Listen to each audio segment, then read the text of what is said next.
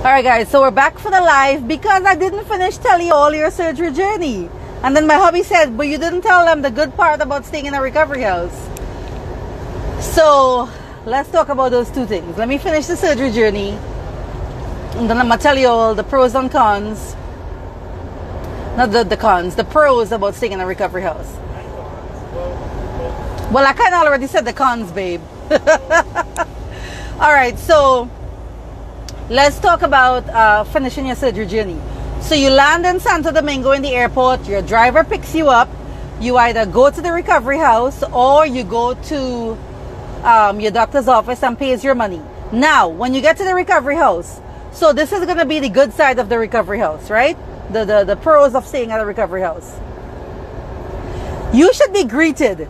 I don't care what time, day or night you get there, because the recovery house will ask you for your flight information, so they'll know what time you're coming in to send the driver to pick you up, right? I don't care if you get there 11 o'clock at night or whatever. You should have some kind of meal, snack, food ready and waiting for you. To me, that tells you one time how hospitable they are, how considerate they are of you, and how your journey may possibly go staying at the recovery house. So are they there greeting you with a plate of food or a snack or something because the chef is no longer there, you know, but we know you were coming and we know you're going to be hungry, so we have a little something for you. So I'm big on that. And again, this is how Caribbean people, when we welcome people into our house, we normally are, which is, what do you want to eat? What do you want to drink? We're always feeding you when you come to our house. And my thing is, with these recovery houses, being that they're Caribbean people, that's how they should be treating you, right? I don't know about recovery houses that are owned by American people, but recovery houses that are owned by Caribbean people, that's how they should be treating you. Welcoming you with open arms into their house with something to eat and drink. Anyway, so now you're at the recovery house or you're at your Airbnb, you're getting yourself settled. Let's say you land in the afternoon or in the night, so you know you can't go and do your labs, you can't go to the doctor's office, you're going to go straight to the recovery house. Next day now, if you're doing your labs the next day, guys, or you're doing your labs the same day that you land, you want to fast. You want to not eat for at least 12 hours. Because when you go and do your labs, they're going to check in the blood that you're drawing, they're checking your blood glucose. So, let me tell you what mistake I made. Round one, your girl went the next day after we landed. We got there on a Saturday, round one. And I went straight to the Dr. Lawrence's office because he knew I was coming in. So he was like, okay, I'll come to the office and meet you. And he had Jenny, his assistant, coming. They're not open on the weekends, but he decided he was going to come and wait for us. It was a holiday weekend too in the DR. Anyway, we paid him the money, whatever. The next day, Sunday now, he told me, we're going to, my husband and I, we're going to do our labs in Monumental. The Great Monumental. Guys, if your surgeon is doing surgery in Monumental, please look for another surgeon. That's a whole nother story for a whole nother day. Anyway, we went to Monumental. Dr. Lauren came with us to translate into into Spanish, because they speak, a lot of these hospital guys and clinics, a lot of these staff speak zero English. And I kid you not when I say this, and I'm not talking about your surgeon and his office, I'm talking about the actual staff at the clinic. So like, let's say Cipla, for example. The staff at Cipla is people who are like the receptionists on the first floor, the ladies that work in the cafeteria. They have a small cafeteria in Cipla. The ladies that work in the little lab that you draw your blood. The ladies that work at the desk where you check in for your overnight room. Those are the nurses that work there. All of these people speak no English. And I'm not exaggerating. Like, some of them may speak a handful of words. Anyway, Dr. Lauren came to translate for us. So he translated and we got, all our blood drawn, whatever. Now, I didn't know that one of the things that they were doing was checking your blood glucose. And when we got out that morning, we got out the Airbnb, where we were staying, that particular Airbnb, is right by a park, a huge park, that a lot of these doctors, you'll see Duran, you might see Lawrence, put it in there, Mannion, because they all live around there. It's called Mirador del Sur. It's a big park that a lot of them go and exercise. I saw Duran was riding her bicycle there like a couple days ago, whatever. Anyway, there's a lot of vendors out there on the street that sell fresh coconut. So your girl had 2 coconuts for breakfast. I drank 2 coconut waters and went to give my blood. So when Dr. Lauren got my results back, he's like, Roberta, you're diabetic. Your blood glucose is like 220 something. I'm like, what? I was like, no, I'm not diabetic. It's because I drank the damn sugary coconut water and went and gave my blood. So you want to make sure that you fast at least 12 hours before you go give your blood instead of this shit happen. So now I had to go see an endocrinologist and a cardiologist to get approved for surgery, which is extra money for each of them. I think some of them charge 100, some of them charge 300. Depending on the doctor, you'll see it. Sometimes they'll list that on the fees that they tell you is extra. So who the heck want to pay an extra $300, $600, whatever, to get approval to have surgery? Anyway, so I learned my lesson. So round 2, I didn't do that shit. After we landed, we didn't eat from the day before, and we immediately went to Dr. Lawrence's office, paid our money, and then went to the clinic, which was a different clinic called Carib, to do our blood work and x-ray and whatever. So that's the next step after you get to your recovery house or your Airbnb. You're going to go do your labs, pay your money to your doctor's office, and possibly have surgery within 1 to 2 days after that. All right, so now I can only talk about CIPLA because that's where I had my both rounds. I don't know about CSIP, CSLIP, and the rest of them. In CIPLA, when you come for surgery, your driver will drop you off at the front. There's a little ramp in case you have a wheelchair, you know, to go into the building, whatever. The morning of surgery, you're going to go and check in. Your overnight nurse that you're paying this $100 for 24 hours, she should be there, because a lot of times the doctor tell you, okay, come to CIPLA for 7 a.m., come for 8 a.m. or whatever. So I think we went for 8 a.m. Elaine, for my round 1, Elaine came late. I don't know, she had some issue and she came while I was in surgery. So my husband and my best friend met her, and then when I came out of surgery and I woke up, she was there. But usually, typically, round 2, of course, she was there for the entire thing. But round 1, I don't know what happened. I don't remember the issue she had and why she was late. She got there, I think, like 3 o'clock or something in the afternoon. Anyway, your overnight nurse should be there with you from in the morning, because you're paying them for 24 hours, let's say 8 a.m. to 8 a.m. So they should be checking in with you, making sure everything goes smoothly. A lot of times, guys, in CIPLA, I should say both rounds were different. We came round 1, the morning of surgery, we had to go on the first floor and fill out all these different paperwork with, there's like a local MD. It's the emergency room in CIPLA. But it's really like a little office space with like a little chair, whatever. And you fill out paperwork about your age, height, whatever.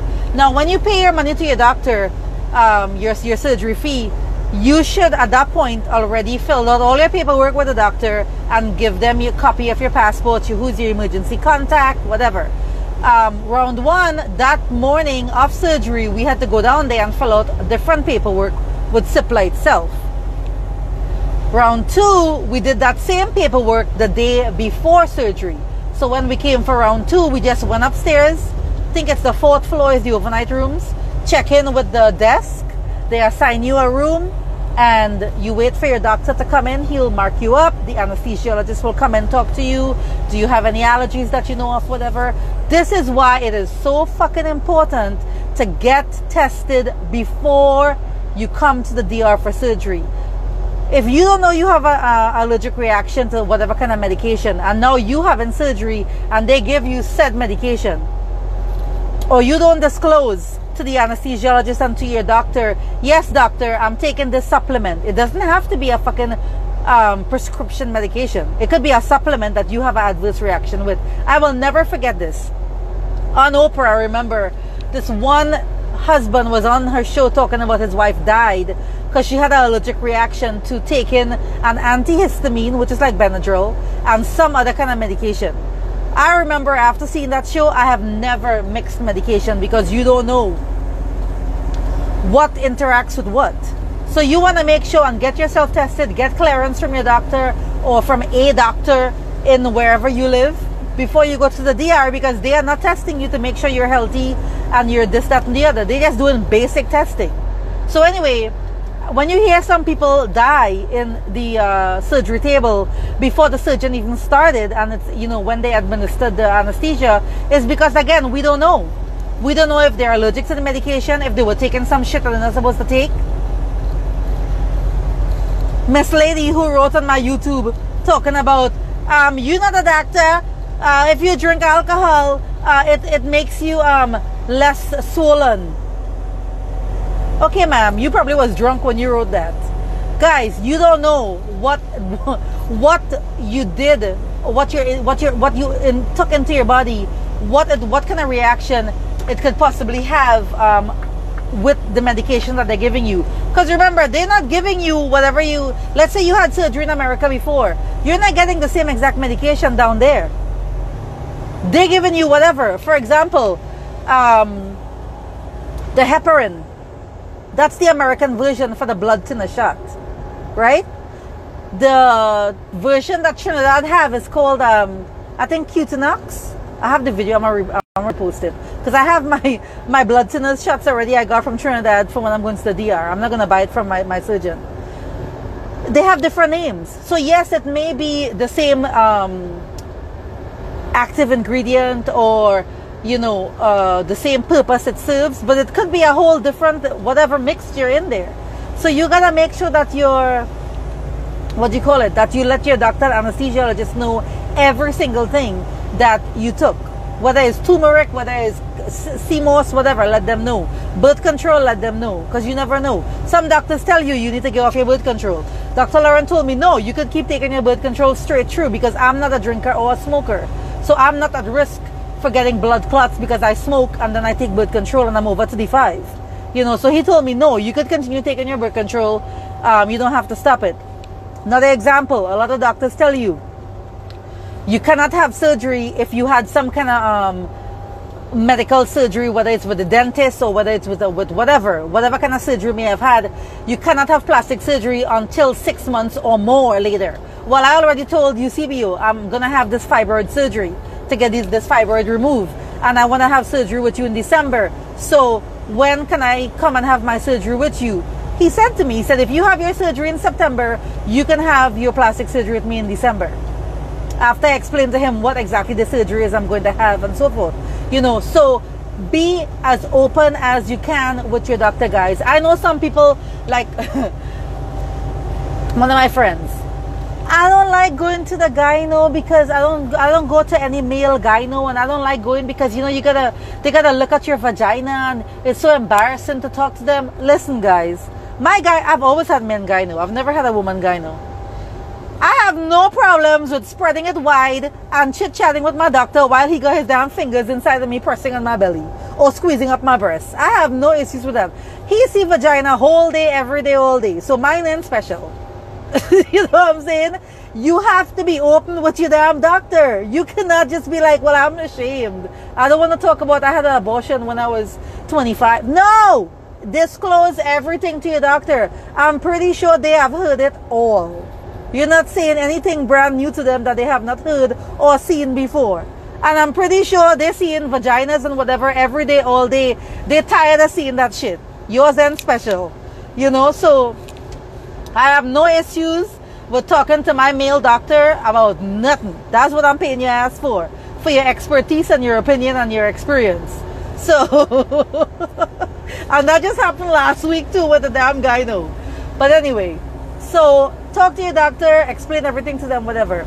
Let me pop this in there. Some of the additional expenses that you may be spending money for or money on is, all right, your surgery, your flight, your recovery house / Airbnb, your driver, your massages.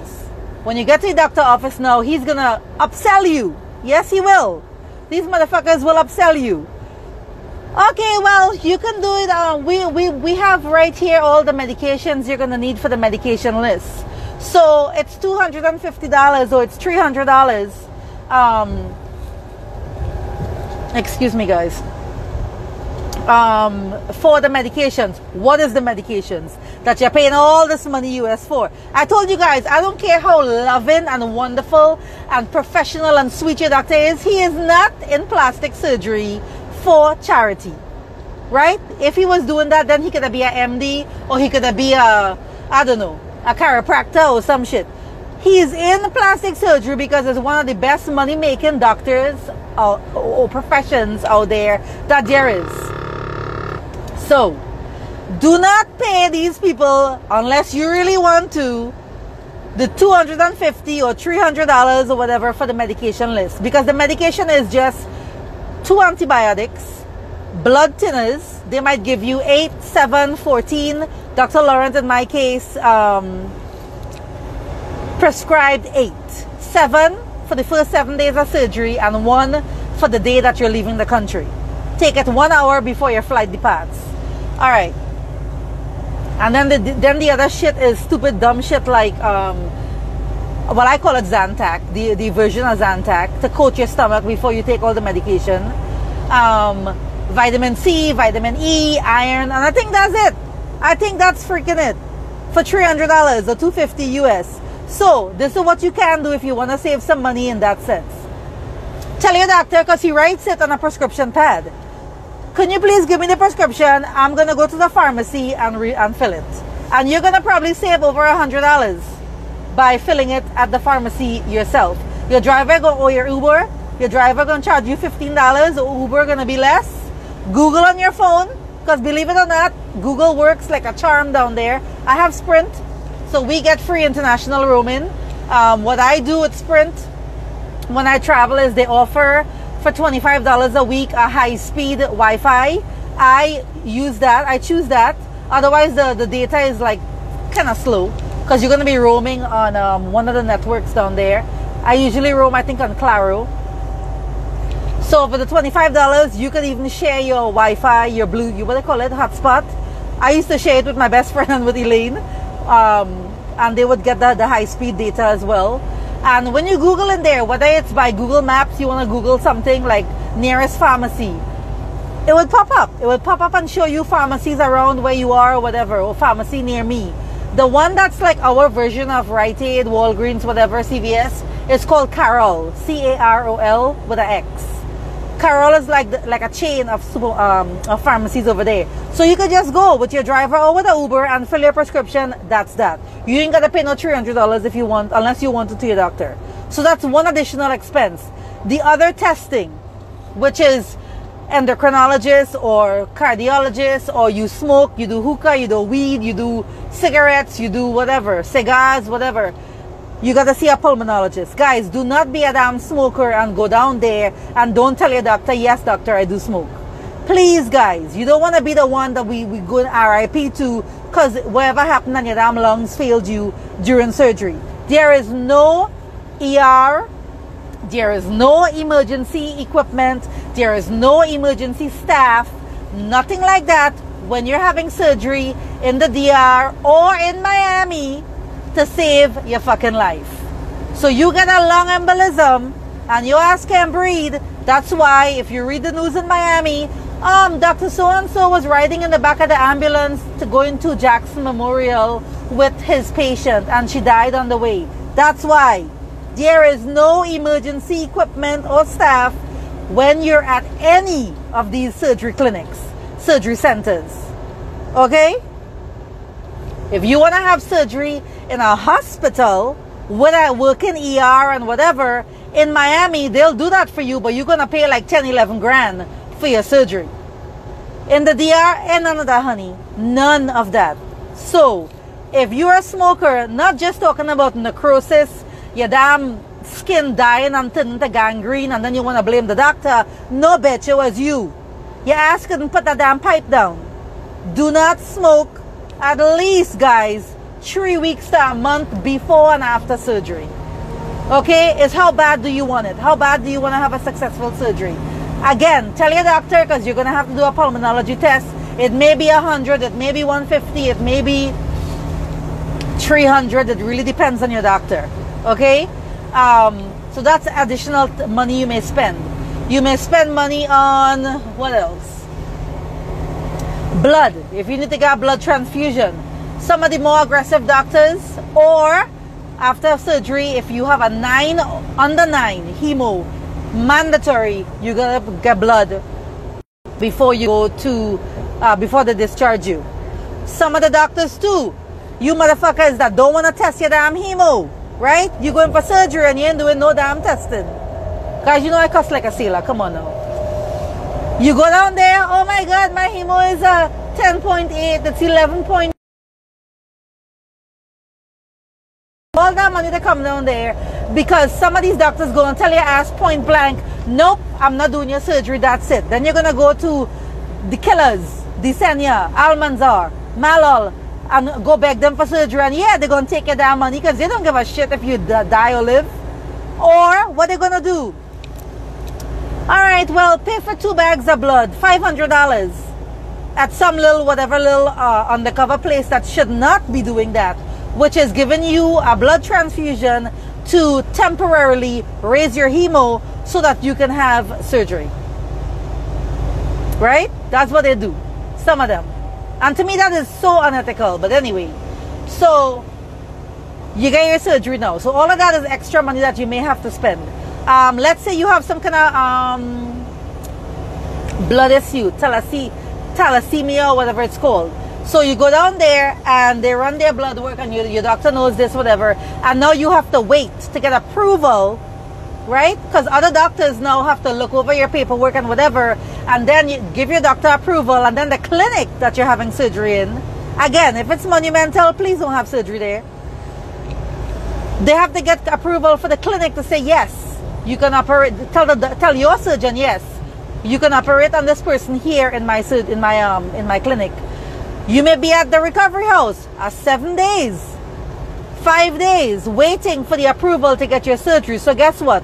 Now you got to spend extra money, right, at the recovery house or the Airbnb or wherever to extend your stay, because now you were just there wasting, not wasting per se, but waiting 5 days, 7 days to get approval for surgery, right? What if the recovery house or the Airbnb is not available? Then you're going to have to pick up and move and go somewhere else. Because come on guys, you can't have surgery, a whole damn tummy tuck, and be like, well, I don't have the money to stay longer, and then leave after 7 days. You're looking for shit to happen to you, right? Because no, you can't go to the DR and have a whole tummy tuck and then travel back within 7 days or whatever, because you didn't have the money to extend your stay to get proper care, and you're flying back with this drain and all kind of madness. I even want to go into all what could possibly happen or what do happen. Like right now, I see somebody post a picture in one of them surgery groups talking about, look at my belly, can somebody please help me?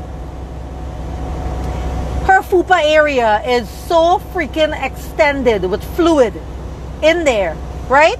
Because guys, believe it or not, when that drain comes out, even though you're not draining the 50 ml, more fluid for some reason fills up in that area because now the drain is gone. And you have to do that needle aspiration, because if you don't do that, and the girl said it, I hear the swishing noise when I walk. So you know what's going to happen to her? Her tummy tuck incision is more than likely going to bust open for that fluid to start leaking out, or it can turn hard into a seroma and she heal with this big ass lump under her belly, or it can turn into cellulitis or another form of infection because she ain't get it out, because she don't know how to get it out. Because lymphatic massages, guys, yes, they help you pee to get the fluid out, but the lymphatic massage alone is not going to get all that fluid out of you. Anyway, so that's some of the extra expenses that you may encounter, when you get down there. Boppy pillow, $35, $40. I recommend getting your boppy pillow from the DR, because those boppy pillows down there, nice and big and fluffy and thick. The ones in America, like the one I be sitting on just to drive, I'm not sitting on it, guys, because I'm trying to save my ass. I'm sitting on it because it's just comfortable and I like it. They get flat so fast, okay? So I would recommend getting your boppy pillow from the ones that they make in the DR. Hey, personal driver. So guys, that's one of the drivers in the other live I was doing. I was talking about, you guys want a really competent professional driver, you don't have to worry about shit going left. That's him. He's right there in the comments waving. He's on my page. You can go follow him as well. Anyway, all right, so now it's the morning of surgery. So your overnight nurse is there with you. Your doctor came in, marked you up. Your anesthesiologist came in and spoke to you. Some people do it, some people don't do it. In my case, I got the blue pill. Round one, I got the blue pill. I didn't even remember falling asleep, laying down on the bed, getting put into the wheelchair and wheeled into the elevator, go down to the 3rd floor for surgery. Round two, your girl was wide fucking awake. Let's go to round one. Then I'm gonna go to round two. Round one, I got the pill, fell asleep, they took me to surgery. This is the only thing I remember from round one surgery. I remember it being black, darkness, and being, you know, a very slight, vague understanding of what was going on. So I don't remember seeing anything. All I remember was feeling a little pinch on my back somewhere that felt like an ant bit me, like a little bug bite, right? That was when I believed it did the epidural.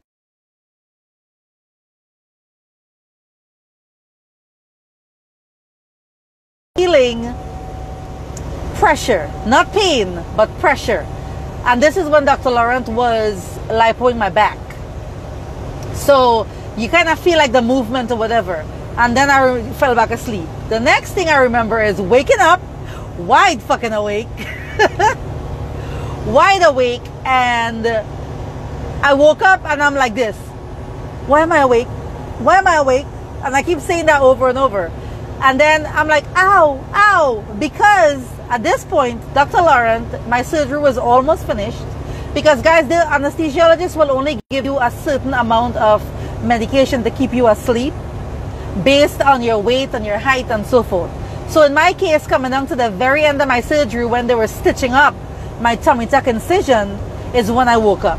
So while I'm with my why am I awake carrying on, Dr. Laurent, and they have the sheet, you know, by your neck so you can't see your body. Dr. Laurent, what the hell? Sorry. Dr. Laurent came up to my head and said to me, you're okay, everything is okay, don't worry. And I keep saying ow, ow still, because his assistant was finishing the stitching of my tummy tuck.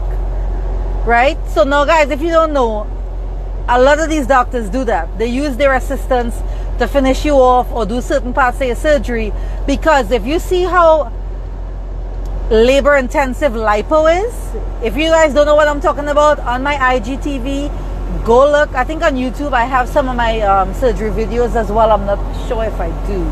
On my IGTV for sure. Go take a look and you will see some of my surgery live.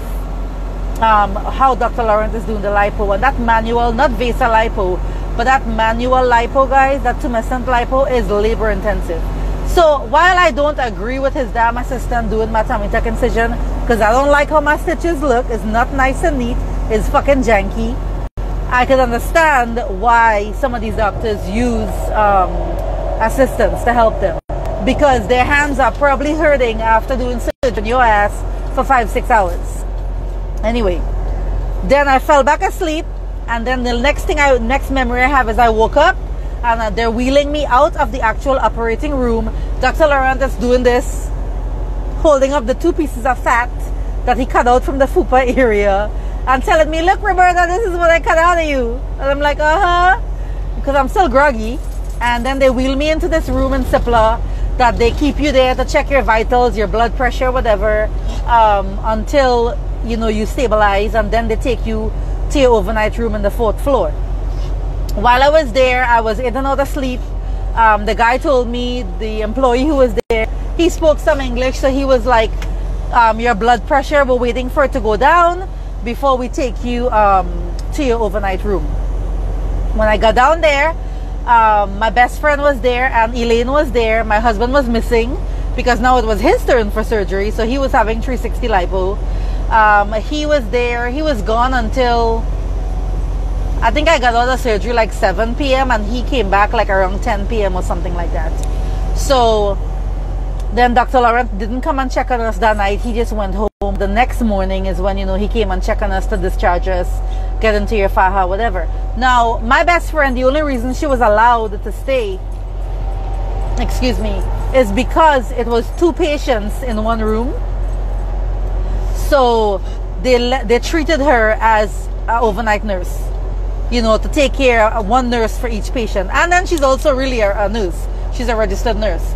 So that's why they allowed her to stay. But typically, your companion, whoever, husband, mother, whatever, cannot stay overnight with you. They have to leave at 5 p.m. And now, because of COVID, I believe they're not even letting them come with you to check in the day of surgery. Like, they can't come at all.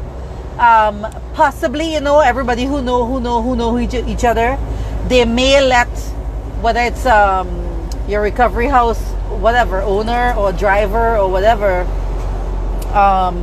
come with you to check in. But typically now, because of COVID, they're not even allowing companions to come with you either. All right, so now you've had your surgery, overnight nurses there, guys. And I should be wicked and post with that damn girl, the one who said, well, drink the alcohol because it's gonna bring down your swelling. She made some post in a group, and based on her words, it tells me that this heifer did 0 research before having surgery. Because I believe she went to Patrick, St. Louis, and had surgery with him. And she's in the group complaining and carrying on about, oh my God, I'm in so much pain, and the painkillers don't work here. And I'm hollering for help, and the doctors are playing their music and dancing and ignoring me. And I'm vomiting and I'm throwing up, whatever. Well, bitch, what the fuck you expected? Guys, after surgery, you're gonna be in fucking pain. And they tell you, bring your damn painkillers from America or wherever the hell you come from. They ain't giving you no damn painkillers down there. It don't matter what country you go to. Those things are Schedule 1 drugs. They are not giving you no damn Percocet or no Oxycontin or whatever. No, bitch, you gotta come with your own damn medication if you want painkillers. Now, you can pay your doctor $300 to $500 for the pain pump, to have the pain pump for 3 to 5 days. But I didn't do it. I didn't take any kind of painkillers at all. Trini's are so damn raw. Yes, we are. I ain't sugarcoating shit. You all grown-ass women. You all ain't no damn 5-year-old I got a baby up. No. You think, you know what I'm saying? Surgery is serious shit. Surgery is not no damn, oh, well, let me go and let it cut off half my damn belly, my whole fupa, and I'm gonna be just next day, walking out of the hospital like it ain't nothing. Bitch, what did you expect? It's gonna be fucking a lot of pain. And that muscle repair, guys, Dr. Lauren Pull, you'll be always saying, oh, surgery, I love how small your waist is. My waist is that small because Dr. Lauren pulled my abdominal muscles, my muscle repair. He pulled that shit tight. So when I tell you, my muscle repair, my abdominal muscles, my core used to hurt me until like month 6 post-op is when it finally stopped. So could you imagine the amount of pain I was in that night? Let me tell you, after my tummy tuck, I was in so much pain.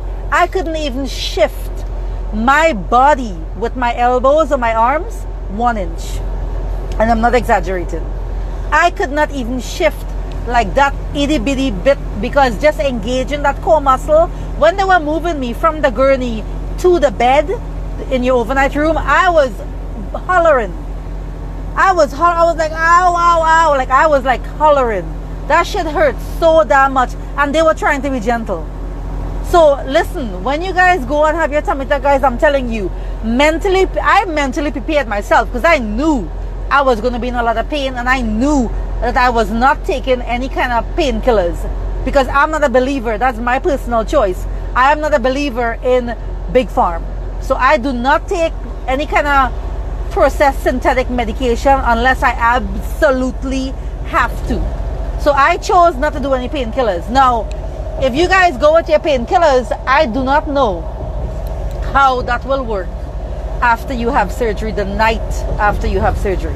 If your doctor will come down and tell you, yes, take one, or he will tell you overnight nurse, or you discuss this with him in advance, and you give it to your overnight nurse and let her know what is it, if it's one tablet every 8 hours or whatever. Because they do not give you pain medication in your IV, in an injection, in no kind of damn way in the DR, guys. They give you tramadol. Tramadol don't fucking work, okay? I've taken tramadol. My best friend bought it from Trinidad. She brought, I don't even know, when did she give me that shot? Oh, in Trinidad, because I had horrible period cramps one time I was there on vacation. Like horrible, these fibroids kicked my ass. And I was like dry heaving for like 2 days, vomiting, couldn't eat, whatever. And she was like, you know what, I'm gonna give your ass a shot of something to help you with the pain. She gave me tramadol, that didn't do shit. I was like, when is this supposed to kick in? It never kicked in. So I believe that they give you tramadol in your IV, but that don't, from my experience, that don't do shit. What do you think about CBD after surgery? Okay, so CBD, guys, I don't know about hemp CBD, but weed, marijuana CBD, sativa, that one I know definitely works. My dog, my little poodle, my little boo-boo, I give her pet CBD, which is the cannabis one. And let me tell you how I have seen a difference. She's going to be 11 in October. I have seen a difference in how that has positively affected her. So if you guys want to get like CBD gummies or a salve or whatever, again, when you're putting this shit in your checked baggage, wrap it up really good, hide it in a bunch of shit in your shoes, your clothes, whatever. Do not tell anybody in the DR, in the airport, your driver, nobody, that you're here with CBD products, because these things are not legal in these countries. In America, there is medical marijuana. In the DR, in Trinidad, in Jamaica, whatever, there is no medical marijuana. Okay, so do not tell people you brought CBD ointment with you, or oils, or tincture, or edibles, or whatever. Don't tell them. Because then that's going to open a whole nother fucking, can of worms. So talk to your doctor. If you're bringing your own perks and your own Oxycontin and whatever, talk to your doctor about when can I take this, doctor, and so forth and so forth. Now, yes, I didn't have any adverse reaction, nor did my husband, but a lot of people, they are vomiting after surgery because of the anesthesia. They're dry heaving or they're vomiting bile. Miss Dum Dum, alcoholic, that's what I'm vomiting bile. Well, what do you expect? You didn't eat for, at this point, over 24 hours. So, of course, yeah, you're going to be vomiting bile because you have nothing in your stomach, right? So, guys, those are some of the things you can expect after surgery. You're going to be in a shitload of pain if you have a tummy tuck. For me, the Lipo 360 and BBL, I was in pain, but on a scale of 1 to 10, tummy tuck was 20 out of 10. Lipo 360, maybe a 5. Like, for me, Lipo 360 was not that severe like the tummy tuck. And I think for me that the tummy tuck was really severe. Not so much cutting out the fupa, the muscle repair part is what was really severe for me with the tummy tuck. So talk to your doctor about your pain pills. Again, when you hear people talk bullshit like, oh, Desenia, everybody had street perks that they were taking, right? And they died because they were taking street perks. I hope you guys know that's some real dumb fucking shit that he's saying. And anybody that believe that, you all are fucking idiots. I'm not apologizing for saying that. How are you gonna get street perks in the fucking DR? First of all, in Caribbean islands, let me tell you what the drugs are of choice down there. Cocaine, crack cocaine. When they take the cocaine powder and they cook it and it comes like little, looks like fudge. That's what the fuck it is Caribbean people smoke, and that's what the drug of choice is in the Caribbean. And weed, marijuana, that's the choice. So all of this American street drugs that people be buying, Oxy, Perks, Ritalin or whatever the fuck they call it for ADHD, whatever, roofies, the drug people, none of that shit is in the Caribbean, okay? We do not have drug dealers down there that sell pills. You either want some damn crack cocaine or you want some weed. That's about it. So don't believe this bullshit about people buying street perks, his patients, and they're dying. That don't happen down there. And I will put my head on a block and vouch for that. That's how confident I am in what I'm saying to you guys. Anyway. Alright, so it's the night of surgery. In Cipla, I can't talk for the other clinics because I've never been there. But both rounds in Cipla, we got the same exact shit to eat when we got into our overnight room. My hubby, his ass, most of the night until the next morning, he was sleeping. Me, my ass was awake most of the night. I was in and out of sleep, but I was awake the majority of the night. Guys, I'm not even gonna pretend and be sugar-coated. Cipla is a shithole, okay? Cipla giving you your food and all these mismatched plastic cup and plate, whatever, and next the following year we had surgery, it was the same damn shit. It's like they just take it outside, wash it, and bring it back. There is no sterilized individual, whatever, that, you know, they throw away, or some nice, you know, china or whatever, you know, some nice ceramic plates or whatever. No. It's some little raggedy ass plastic stuff. The good thing is I learned from round 1 into round 2, they have a little refrigerator. So round 2, I learned my lesson and I brought my own damn snacks and my own juice and water, because after surgery, and especially lipo, you are so super thirsty. All Cipla give us is this. A little juice box, maybe yay big. A bottle of water, and I'm not talking about these big bottles. Okay, I'm talking about the little, was that 12 ounce, whatever, little bottle of water. Some soup, which was really like just water with some tiny microscopic bits of carrots and like the noodle from chicken noodle in there, but it was mostly water, and a cup of ginger tea. Now, everything was cold ass as fucking dog nose. I do not eat or drink cold food. I like my food piping hot, scalding your damn mouth. So Elaine had to go and find a microwave somewhere to try and warm it up, whatever. I ate a little bit. This is round 1. Round 2, I don't even think I ate their stupid ass soup. I think I maybe drank the tea, because ginger and turmeric after surgery is very good for you guys. It's a natural blood thinner to help prevent blood clots. All of this shit is in my highlights on IG. What the fuck? Why am I saying IG? I am on IG. It's in my highlights, guys. It's on the tips. The ginger and turmeric tea that I made and drank after surgery. You can put sugar in it if you want to make it taste better. That actually is extra calories that you need to help your body have energy to heal itself. Anyway. Round 2, I took my own we took fruit, we took juice, those fresh juices I was talking about from Bravo Supermarket in the other live. We took some crackers, we took deli ham and deli turkey. Yes, you might say, oh, that's salty, you don't need that, you're going to be bloated, whatever.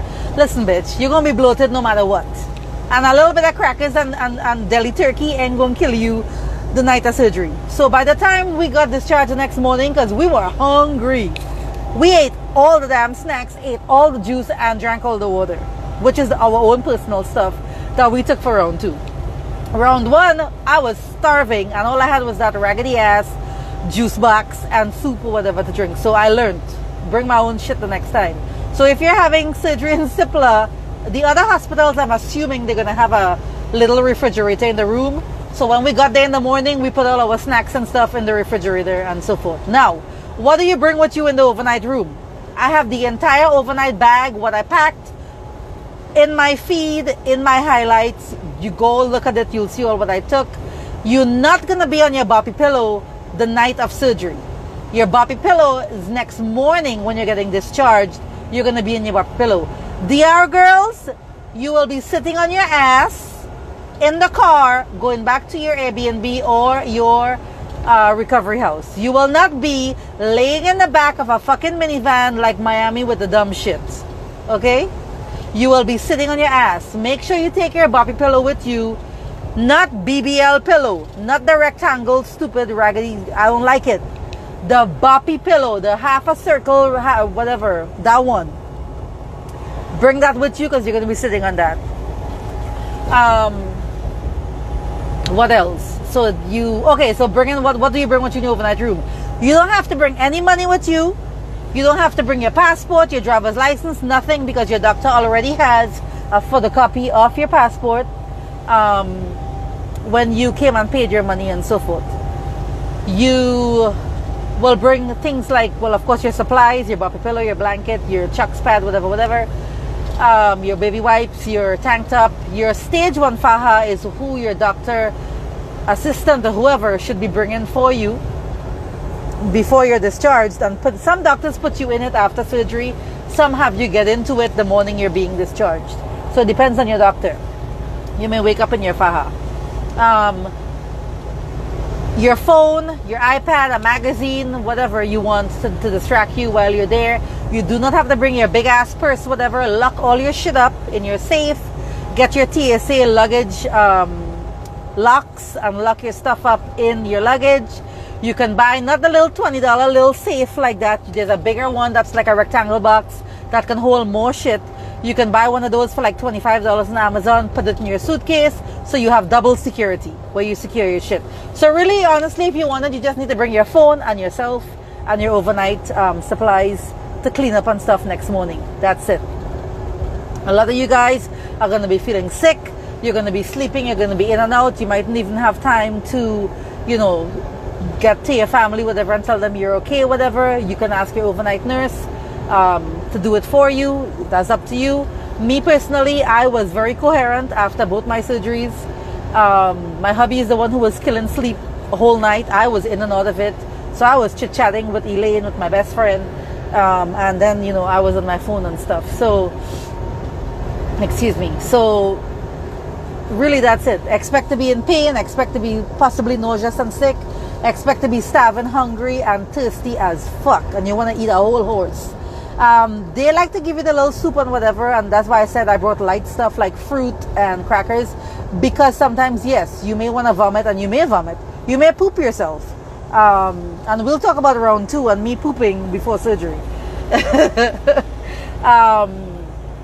What else? So then the next morning a doctor is going to come check on you. He may check on you that same night. Mine didn't. Mine checked on me the morning after. Got into my faja. Got the catheter pulled out. They put the catheter in you when you're already asleep. And that's it. My husband, he had 360 lipo and he drove us home. Both times. So when I tell you guys 360 lipo is not as crazy as some people make it out to be. He, after surgery, both surgeries, we didn't need a driver, whatever. He was the driver. He drove us everywhere. The morning of surgery, yes. And even me, for my round 2 with 360 lipo BBL and breast lift and reduction, I was walking out of the hospital like normal. I didn't need no help. I didn't whatever. No, tummy tuck, guys, you're going to be bent over. Because remember, they just pulled that skin so tight and stitched you up. So you're going to be bent over. You're going to be walking slow. You're going to have how much fluid accumulated in you that is going to have you so stiff, like your damn limbs, your flexibility, your mobility is affected. So, the guys who work there at Cipla, the, what do you call them? Security guys, whatever, they're going to help you. The driver is going to pull the car up to the entrance and they're going to help you in the car with your boppy and whatever. Your nurse should be there with you until, you get discharged in the morning. What else? And that's it. Now you're on your way back to your recovery house or to your Airbnb. Okay, round 2. Waking up during surgery for me. Round 2, they gave me the blue pill. All right. So I'm thinking I'm a knockout, fall asleep like round 1.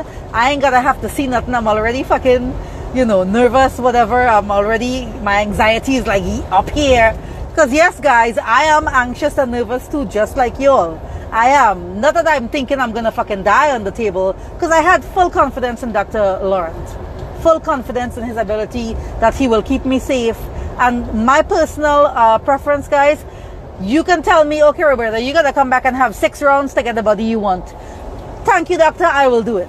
I do not want to go to Almanzar Malal, fucking Yili, Desenia, and do those one and done, because whether I don't have the money or whether I don't know, I don't have the bravery to go under the table more than once. I don't know what the fuck white girls be doing this. But my big ass know that 1 round is not going to give me what I want safely. So I am very much okay with doing 4, 5, 6 wrongs to fix whatever the fuck I need to fix in my body, and live to enjoy it, and live to show it off, or whatever the hell it is people be talking about. I'm always showing off my body. Hell yeah. I know where I started. I know where I came from. I love my fucking self. My daddy made sure and teach me self-love from day one. From day fucking one. I always been Miss Overly Confident, fat, skinny, tall, short, whatever. I always been like that. So that ain't stopping no time soon. And worse yet now that I look freaking cute. So my confidence level ain't never stopping. But anyway, back to round 2. They gave me the pill. Did not fall asleep. The man came down with a wheelchair. I'm like, where are we going? He's like, yeah, mommy, you know, we're going to go to the surgery. You know how they talk. Their English is bad.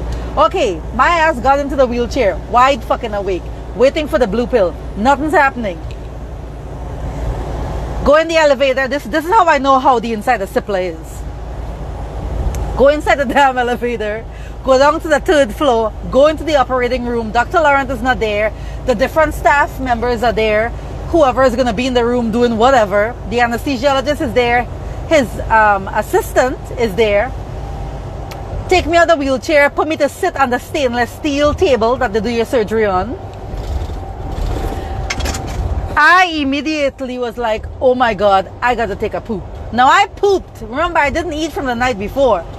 I pooped the morning, because that's just naturally how my body works. I wake up in the morning and I got to poop as soon as I wake up. I pooped, then took a shower with my heavy cleanse, and then came to the hospital, right?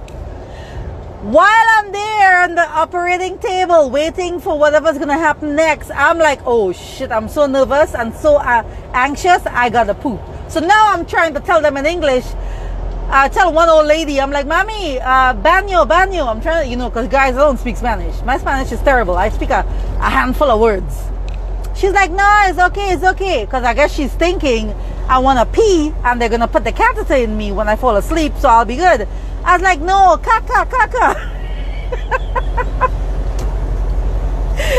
She was like, oh. When she realized I meant I got to poop. She take me up the table, hold my hand. They're holding me because she's thinking I'm probably going to fall asleep with the damn blue pill. Nope, I'm wide awake. Your girl going to some room right next door that had a bathroom. Took a poop, wiped, washed my hands, whatever. Come out, she's holding me again. Bring me back into the operating room. Sit me down on the table. All right, now Dr. Lawrence's assistant, the guy, he's holding my hand. And he's holding on to me, like, you know, because I guess they're all thinking I'm going to fall asleep. Nope. Still wide fucking awake. This blue pill did not kick in as yet. I'm so fucking nervous, guys. Because I'm like, oh my God. I don't want to know what they're going to do to me. Just do the surgery. I don't want to know. The anesthesiologist come now and he's like, it's okay. He's like, you know, trying to calm me down, whatever. Because I'm like, at this point, I feel like I was breathing heavy, you know, like they see I'm panicking. He took my hand up here, you know, your wrist here, whatever, and he put the IV in my hand, the IV needle, whatever. So it was the anesthesiologist who did this, and I'm like, ow, it's hurting, because you know the metal in the needle, it hurts, you know. So he put that in, then he connect whatever tube, whatever medicine, whatever. That's the last I remember. I fell right asleep after that. I don't even remember if they told me to count or not, and I fell right asleep. The next thing now, I woke up. This is also on my IGTV, guys. You'll see part of it. I think you see part of it where I'm talking or something. And it's on my feed too, I think. I remember, well, I guess I gave Jenny, Dr. Lawrence's assistant, my phone. And I told her, tape my surgery for me. So she has my phone. And I guess subconsciously I know that she's there in the operating room. So your girl woke up during surgery. And I'm like, Jenny, and I'm calling for her, and she come to the table, whatever, and she's like, I'm like, I need a pillow, guys, because my head is, however, lying down, and I'm like, I guess woke up and I'm uncomfortable, right? Jenny, I don't know where Jenny found a little rectangle pillow, like a true pillow, a cushion, a true cushion pillow. Next time I woke up, my head is on the pillow. I wake up again. They have the oxygen tube in your nose, right? But the room is so super cold, and the oxygen you're breathing in, whatever, I guess part of the side effect is it makes you get congestion. I wake up, And you know, my hands, you can't move your hands because I think they tied my hands to the table because Jenny said my ass was like waking up and moving my hand around and trying to talk. So they tied my hands to the table, so I'm turning my head like I can't breathe, and the sheet was kind of blocking my face too. So they pulled the oxygen tube out the little tube out my nose, and I think it was the anesthesiologist that put some like Afrin or whatever decongestant in my nose. I can breathe. He put the tube back in. I fell back asleep. The next memory I have is waking up. I don't think I said anything, but I was smelling, and you guys are gonna laugh. It smelled like fucking barbecue, like burnt meat. Like they were doing the breast lift and reduction at this point. So you know they use a laser to cut your flesh, and that's what I was smelling. The fucking burnt smell of them cutting out the flesh inside of my damn boobs. I'm trying to remember if after that, if I woke up again. I think that was the last time I woke up. And then the next memory I have is when I woke up, I was in the overnight room. I don't even remember waking up during like when they check your what do you call it, vitals and stuff. I think the next memory I have is waking up in the overnight room. So when I had asked Dr. Laurent, I'm like, Dr. Laurent, why am I waking up during surgery? Now, mind you guys, when you wake up during surgery, in the DR, they give you that medication to put you to sleep, but they give you the epidural, so you feel nothing.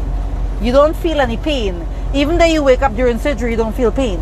So in my case, in round 1, when I felt the pain, it was because I guess at that point they only gave me enough medication. That's what he said. That we try to not over medicate you and have your liver and your kidneys and stuff overwork itself like that, because remember, you don't have no food, nothing in your body for how long, and then your body is undergoing all this trauma. So we try to give you enough medication to last throughout your surgery. So that's why you wake up, you know, and then we give you a little bit again and put you back to sleep. But excuse me, and that to me, that made sense. That made sense, especially because the fact that I don't like the whole medication stuff, you know. Round 2, you know, wake up in the overnight room. I was back and forth, sleep and wake, whatever. Elaine was there, seeing about both of us because my best friend didn't come for this trip. Because her ass wanted to stay home for Trinidad Carnival. And then same thing, same scenario where, you know, you have your stuff to eat and, you know, however you feel. For my husband, he said, however, the after effect that he felt with his with the epidural, his legs were numb a lot longer than mine. For like days later, he was feeling like some numbness in his leg. For me, them epidural wore off quick because I was able to move my feet like in the bed, just wiggle my toes and stuff. Oh, that's what I forgot. So in round 2, when the anesthesiologist gave me the stuff in my arm, and then I told you guys I fell asleep, I did remember feeling the slight pinch where they gave me the epidural in 2 spots. And then I remember telling myself, move your leg, move your toes, and I couldn't. I could not feel my leg at all, and then I fell asleep. That was in round 2. But like I said, I didn't have any adverse reaction. When I woke up for both rounds of surgery, I didn't vomit, I didn't feel sick, I was really hungry and whatever. So that was my experience. The other hospital guys, you know, like the one that Mercedes work out of, CSIP, is it? Or CSILIP? I can't remember. They're all so damn same. CSIP, CSILIP, CIPLA, CSIPLA, all these damn names so damn same. Anyway, the one that Mercedes work out of, that one is a super nice hospital. Like really, really, really fucking nice. Like Elaine had sent me a video of the room to show me how it looked. I mean, so elegant. The towels and stuff, even though you're not showering and doing anything there in the bathroom, was like glass door. The name of the hospital was embroidered on the towels. You know, they had like nice decorations and little flowers and painting on the wall. Cipla, shithole. I'm not even gonna pretend. I'm like, Cabral is like a fucking billionaire. Why is Cipla not looking better than this? Anyway, guys, the live is about to end. I'm going to end it, and I will talk to y'all another time. And I'm gonna upload these on YouTube maybe later on tonight, and then delete them off my IGTV. Bye.